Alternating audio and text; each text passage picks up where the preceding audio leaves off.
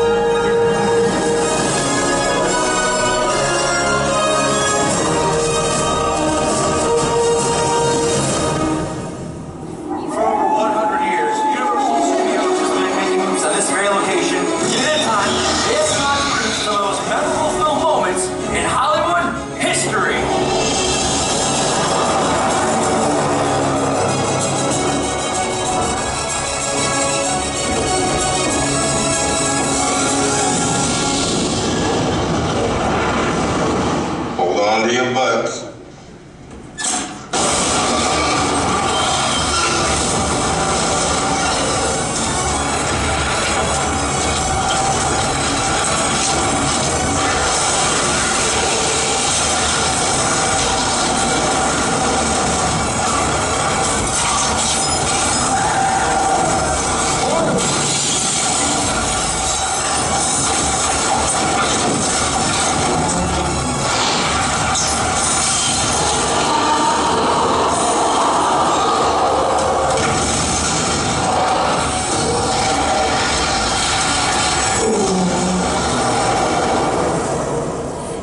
Welcome my co-host, Isaac! Hey everybody! Thank you so much, Susan. Now, from the very beginning, the basic concept of the filmmaking process has remained the same, which is to make you, the audience, believe that everything you see is real. Filmmakers today have more tools than ever before. Super fast computers, high-tech cameras, but they still rely on a category of effects so distinctive they're known as special. Now, the earliest types of special effects are called practical effects, which are done on set in front of the camera. And our first example of practical effects are models. Universal's 1933 film The Mummy made use of miniature effects, including scale models like this one right here in the title sequence. And we know that's a model because the real pyramids don't say The Mummy on the back of them. Now, as you know, Universal relaunched The Mummy, and this Sphinx you see here in the opening shot is this Sphinx model coming onto stage right now. This is the actual model that was used in the making of the film, and the detail is absolutely amazing. Models are still a great way to fool the camera, right, Susan? Absolutely. Now, another technique which was revolutionary for the time, but is still used today because it too fools the camera, is the glass map. In the terrifying film The Birds, the brilliant Alfred Hitchcock had map paintings created to help achieve the eerie vision that he wanted for the town of Bodega Bay. Take a look at the side screen. Now, in that literal bird's eye view of the town, only the parking lot and fire were real. Everything else was then painted on a piece of glass.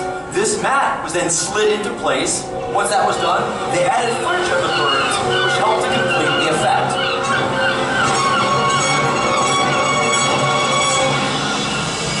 So now we've shown you two examples of a practical effect, models and the glass mat. There's also a category of practical effects that involves performers and not just props. Practical stunts!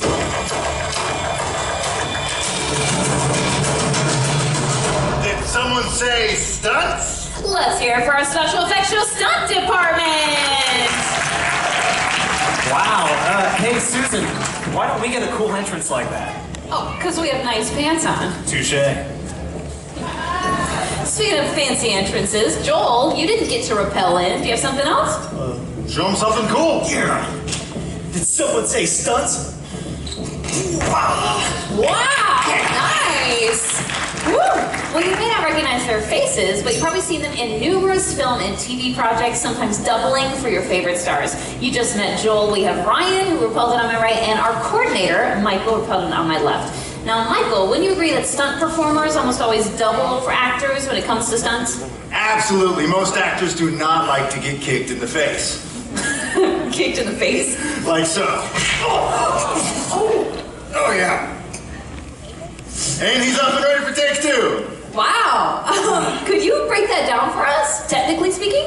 Sure. He's gonna stand there, and I'm gonna kick him in the face. Oh, so that's how it's done then. All right, you guys can get set up. Now, when it comes to choreographing fight scenes, the art of illusion is incredibly important. Everything has to be as realistic as possible without anyone getting injured. And it's up to these guys to make it all believable. So, let me set the scene up for them. Now, exterior, dark alley, dead of night, and a couple of various characters are lurking about. Ready, and action.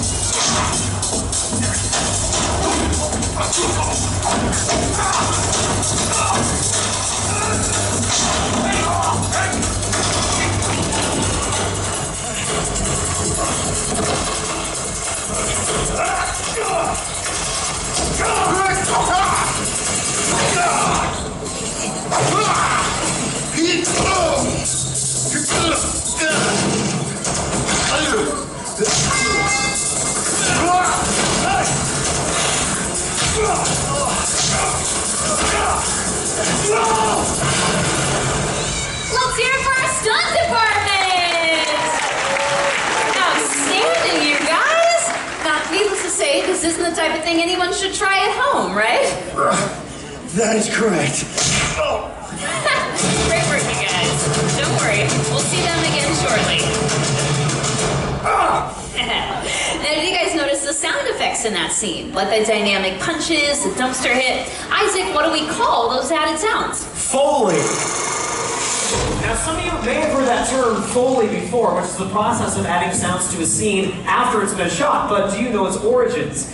Jack Foley, this guy right here, wore many hats. Silent movie director, writer of westerns, and even a stunt double. But when he started doing sound effects for Universal in the 20s, he really began to make a name for himself. For over 30 years, Jack worked in Stage 10 right here on the Universal lot, and if he couldn't recreate the sound in his soundstage, then he went out and got it himself. In the early days of the talkies, using a technique called direct-to-picture, Foley and his crew would record the sound directly to a film in just one take.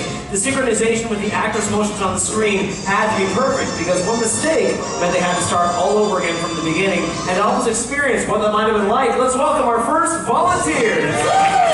We have part of a big choir group all the way from Indonesia. Yes, very nice to have you guys. I'm going to have your fan club out there in the audience today. So these lovely folks are going to help us show you how they can turn really ordinary objects and repurpose them to make them sound like something completely different. For example, an ordinary water bottle can articulate the sound of bones breaking on film.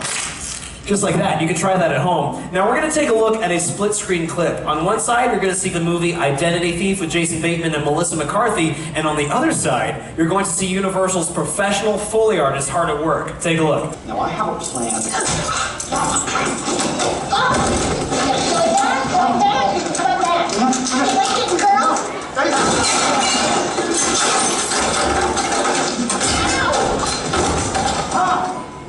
So that's simple enough, right guys? I'm getting some mixed reviews here. You guys will be great. Now, they got a lot of fun stuff to play with. You have the handcuffs here to move in front of the microphone right there. Also, the cowbell, and the spoon for the panini impact. That is your job. Excellent. You have the punching gloves here, so you're just going to slap those as hard as you can. Make the slaps and the punches that more accentuated. Perfect. You have the body fall sound. So just pick up these rolled up pieces of paper, slam them down on the wooden plank. You got it. You're good to go. You have the shoes over here, so that's for the footsteps when they're running around or getting crazy. Just move the feet around a little bit. You're good to go. Excellent. And you have my favorite, sir. You have a crash box here at the end, so you're just going to kind of rotate it lightly. Makes a great crash sound, just like that. So are you guys all ready to go? They are set. I know our booth is ready, so sound, speed, and action.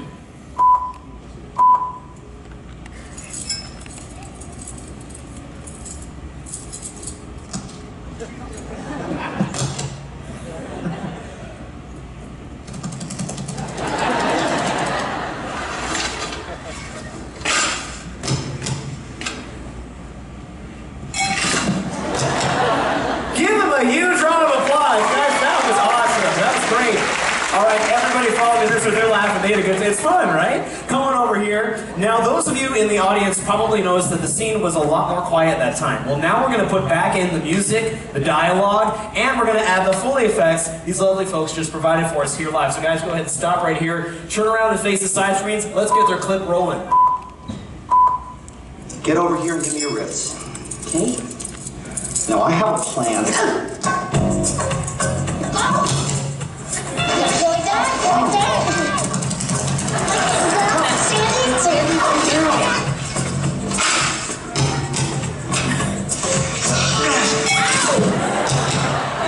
That is how you do it. Give them a round of applause. Universal has made great films in every genre, but the studio really made its mark over the years, creating some of the industry's most terrifying thriller and horror films. Let's take a peek.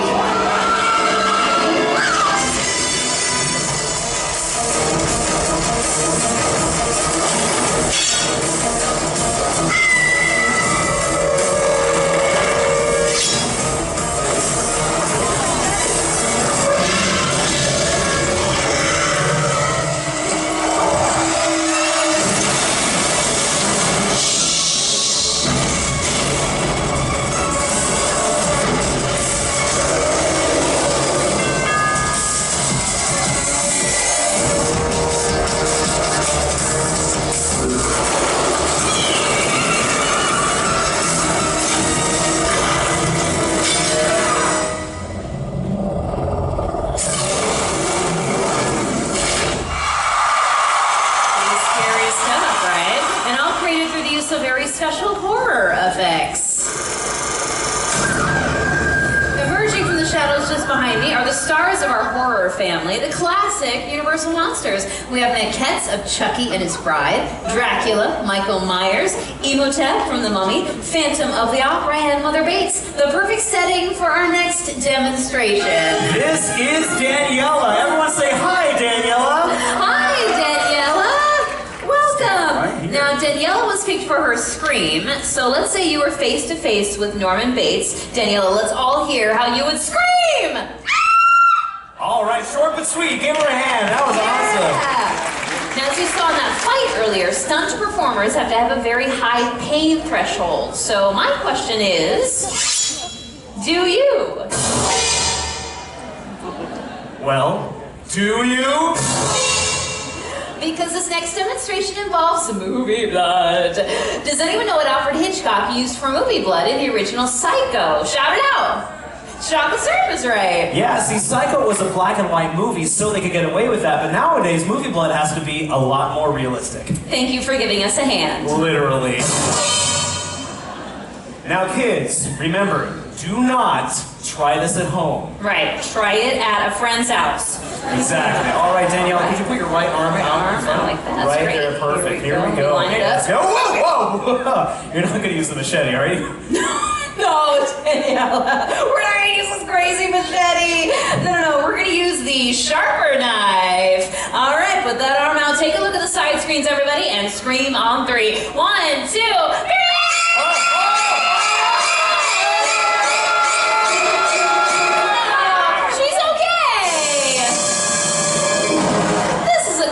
Cinematic horror technique, a Hollywood blood knife. So take a look at the side screens. This is a false blade with a notch that comes out of the handle so it can fit over her arm. Meanwhile, I'm squeezing movie blood from this bulb and it comes out of a tube right where that notch is. So it looks like it's coming from her arm. But only works if you have an amazing volunteer. Let's hear it for Daniela! Yes, Yes, Danielle, fantastic performance. That was so realistic. I'm really nauseous now, so I'm going to go for a second. All right, Danielle, you can come right over this way. Now, as our thank you, I promised you a photo, right? So, did you bring your phone? Take pictures. You can set the camera up, and we'll give you a picture with our classic Universal monsters, since you were part of the horror segment. All right, you can stand right in here, right between all of them. Perfect, and give me a good monster pose, whatever you want to do. That's perfect. Very casual monster. All right, ready? On three, Daniela. 1, 2, 3. Look at Daniela. You can't scare her. You go home, Michael Myers. You sit down. I'm sorry about that, Danielle. You should have seen your face, though. Take a look at the side screens. Look at her. Still kind of casual. Totally fine. You were so awesome. Give Daniela a big round of applause again.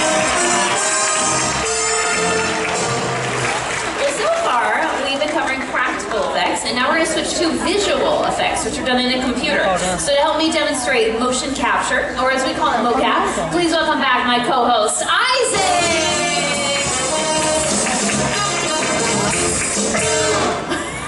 Looking good, Isaac? You gotta own it, Susan.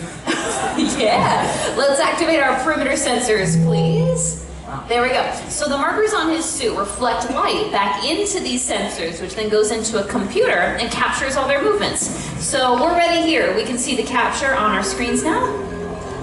Great. So we've used the dots on his suit to create the digital skeleton that you see now. All right, do a T-pose for me.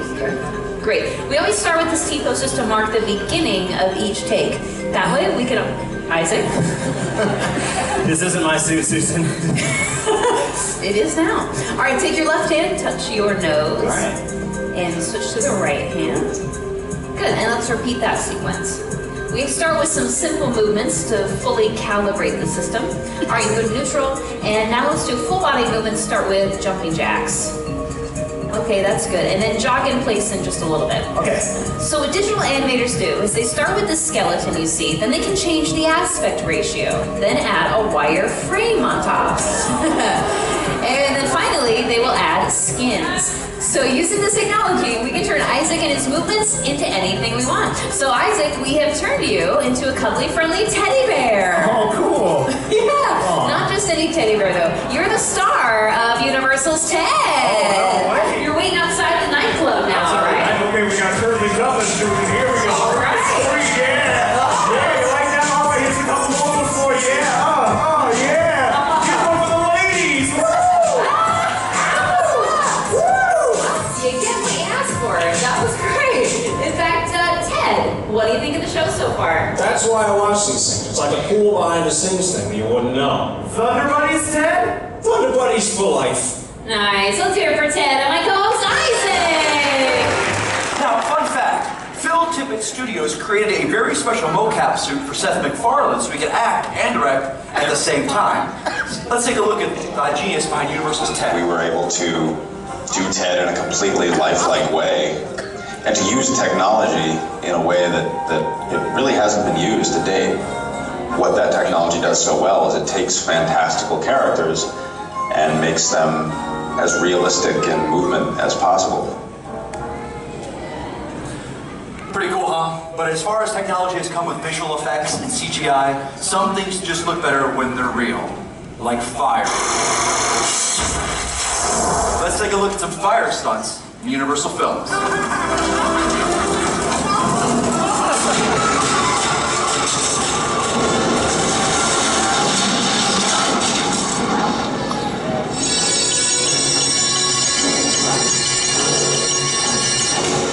One of the most exciting but also most dangerous aspects of filmmaking is undoubtedly a fire stunt. Now please welcome back our top-notch stunt department to show you how they execute a live fire burn. Coming down the center here, that is the man of the hour, Mr. Chris Giacomazzi. We've got Joel Coryell and Matthew Bellows who will be acting as safeties for this particular stunt. Now as you see, Chris has kind of got this glisten about him. That is not a chemical peel he's deciding to try out all of a sudden. That is actually a protective fire gel that he's putting on all the exposed areas of his skin, under the eyes, in the nostrils, in the ears. Now you know what it's like when you go to the beach, you put on sunscreen, you miss a spot. Imagine missing a spot, and you're going to be set on fire. Exactly. He is now standing on the prep blanket. This is where the fuel will be applied. We've got Joel standing by with those extinguishers in case of a premature ignition during the stunt. Testing 1. Testing 2.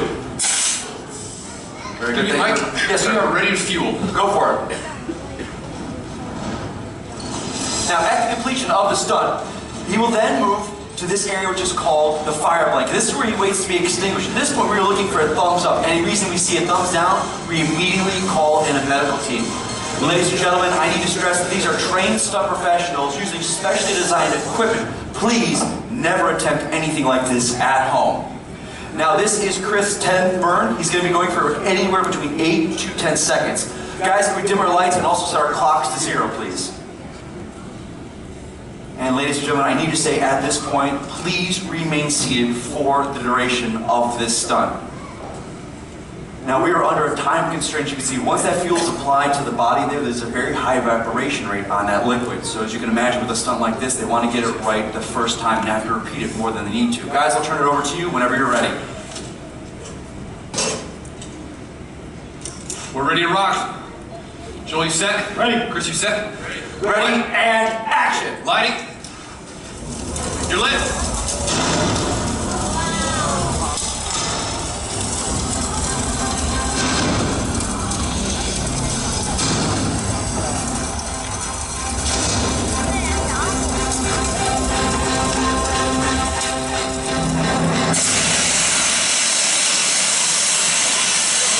You're out.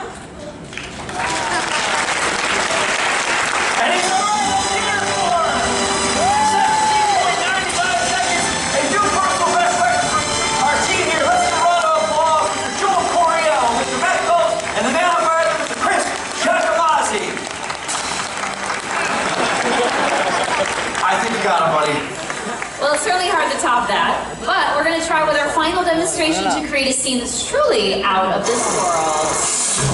With the help of our final volunteers, Gen and Michael, right this way. Give them a big round of applause. Yay, all the way from Japan, right?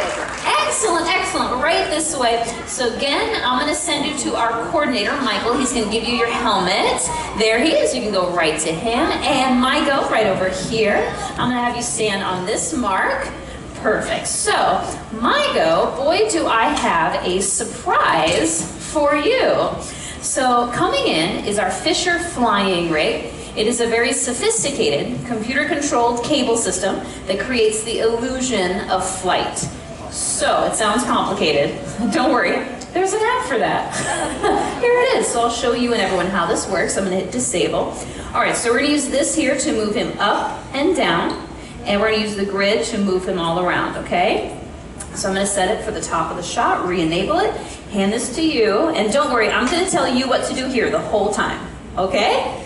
Are you married? Or you're married? How long have you been married? Just 1 year? Oh, 1 year and a half? Oh, that's pretty much newlyweds, yeah! Congratulations!